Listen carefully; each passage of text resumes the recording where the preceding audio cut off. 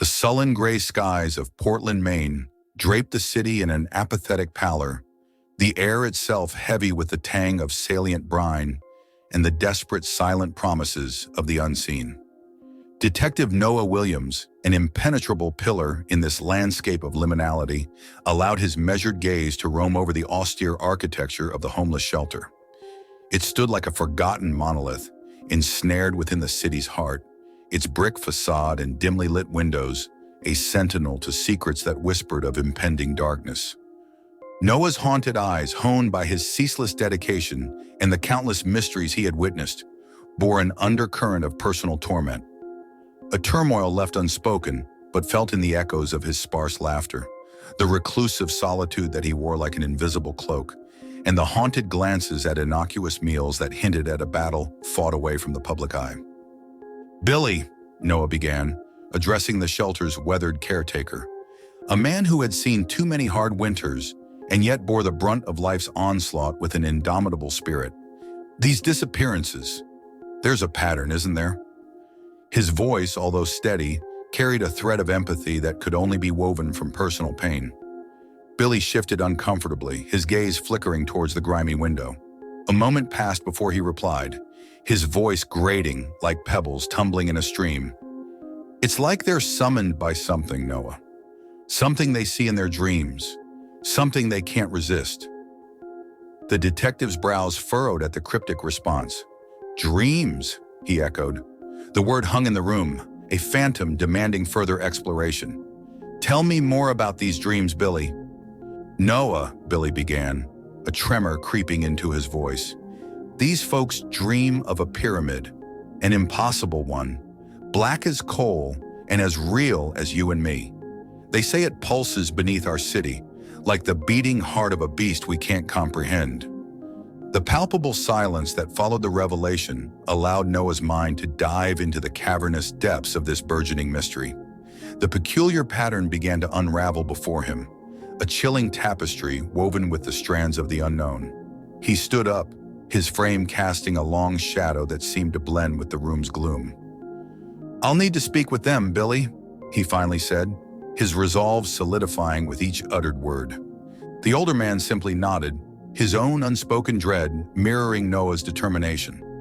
As the young detective stepped out of the shelter, a cold gust swept across the lonely streets, moaning its ominous dirge through the canyons of Portland. A feeling both thrilling and unsettling stirred within him. He was standing on the precipice of an abyss, teetering on the edge of a journey that promised to change him irrevocably.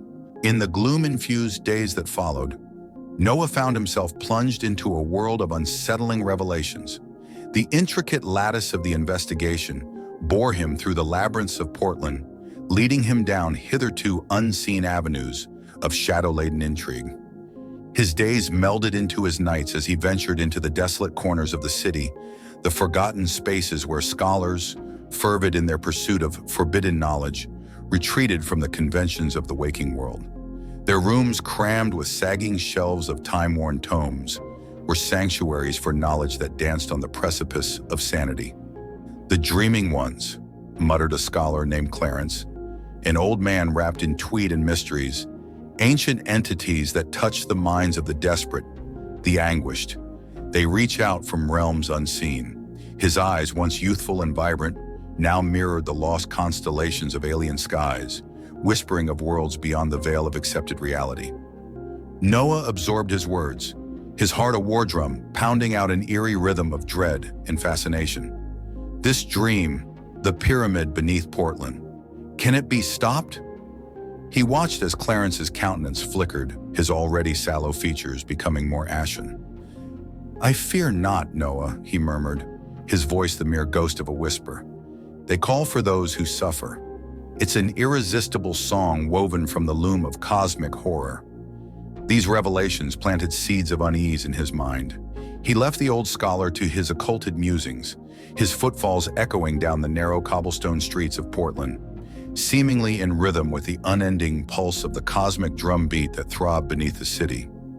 Haunted by the grotesque poetry of Clarence's words, he found himself standing before the shelter, a bastion of the forgotten amidst the modern bustle. His once comforting solitude now gnawed at his resolve, a specter from his past traumas resurfacing in the echo of this alien despair. The dreams, the pyramid, the disappearances.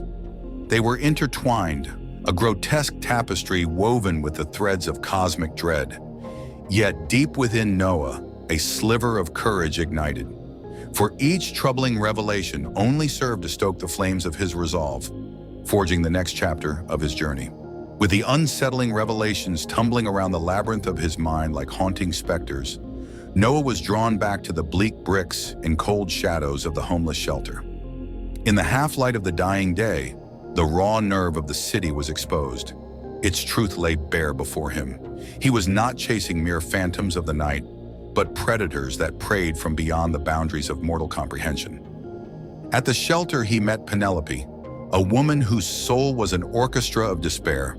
Her hollow eyes told of an insidious symphony conducted by the alien entities from the cryptic dream. "They sing to us, detective," she whispered, her voice a trembling soliloquy of terror. "A call from the depths. They beckon us to the pulsing heart." His heart twisted with empathy at her hushed words, the familiar sting of personal suffering welling up within him. Yet beneath the empathetic veil, a chilling realization bloomed. The cosmic entities were not mere figments from a scholar's arcane theory, but a tangible, horrific reality, ensnared within the pulsating pyramid. As he delved deeper into this disquieting revelation, his own battles seemed to reverberate with the cosmic frequency, a deep, resonating call echoing within the chambers of his mind. This new understanding, as terrifying as it was, offered him an insight, a strange form of kinship with those entwined in this maddening horror. The dread-filled corridors of the shelter, once silent keepers of the city's forgotten, now echoed with a different cadence, a tune composed of cosmic whispers that breathed life into the eldritch puzzle he sought to solve. And for the first time, he sensed not just an echo, but a resonance, a call that strummed the strings of his own tortured soul. His very existence seemed to vibrate at a frequency akin to the inhabitants of the shelter, amplifying the alien call. He stood at the precipice, gazing into the abyss of this newfound reality. This revelation, as stark as the moon against the velvety black canvas of the night sky, left him both shaken and resolute. A beacon for the lost souls, and his stubborn loyalty steeled him for the journey ahead. For the denizens of the shelter and for himself, he resolved to face the final act of this insidious drama. The marrow-chilling dawn arrived with a silence that suggested the world held its breath in anticipation. Noah, no longer just a detective, but a beacon for the lost, descended into the ancient catacombs beneath the heartbeat of Portland.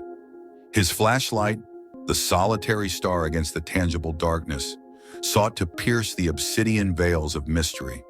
The air, a coiled serpent of damp cold and hidden dread, embraced him as he navigated the serpentine labyrinth. Time seemed to warp and fray at the edges in this cryptic underbelly, as if reality itself was hesitant to tread here. At the belly of this subterranean beast, he found it, the impossible pyramid from the dreams, its pulsating rhythm and echo of the cosmic entities that bled into the dreams of the forsaken. It throbbed, a grotesque heart in the city's underbelly, and within its cyclopean depths, he perceived them, the alien beings, their existence a melody of horrors beyond mortal understanding. "I hear you," he declared, his voice a steadfast bulwark against the bone-deep chill. "I understand your call, but it ends today." His resolve resonated within the cold catacomb walls, a clarion call amidst the encroaching dread. His heart echoed the alien pulse, an unintentional siren song pulling him towards the maw of the unknowable. But Noah resisted. Drawing from the core of his haunted past, his battles against his internal demons, and the silent vows he made for the lost souls, he ignited a disruption in the siren song. His humanity, his resilience, clashed with the alien frequency, creating a dissonant symphony that shattered the hypnotic melody. The once pulsating pyramid seemed to tremble at this confrontation, its rhythm faltering, its hypnotic call beginning to wane.